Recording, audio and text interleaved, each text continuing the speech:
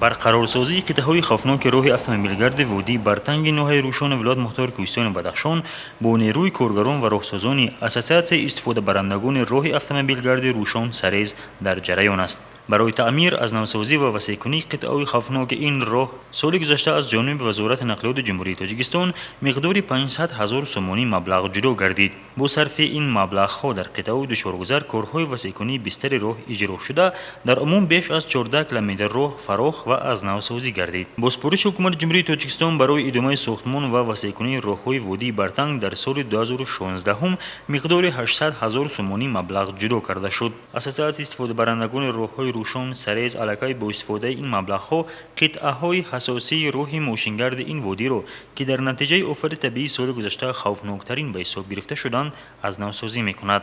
اما مشکلاتی که راهسازان اصلا با آن دچار می‌شوند شستشوی کمر راه در نتیجه بلندشوی سطح آب دریای برتنگ میباشد. از این رو نیروی زیادتر راهسازان و تکنیک راهسازی با ساحل مستحکم کنی سفربر می‌گردد. راهبر اساسیات استفاده برندگان راه‌های روشن سریز رحمان شکرتوف میگوید اکثریت تکنیک پراقتدار فقط در این قطعه‌ها بند هستند. در اینجا با سنگ‌های کلانج ساحل مستحکم کنی را تمام کرده مازد با شغل پوش کنی لکه برداشتن سطح آب در 1 متر است.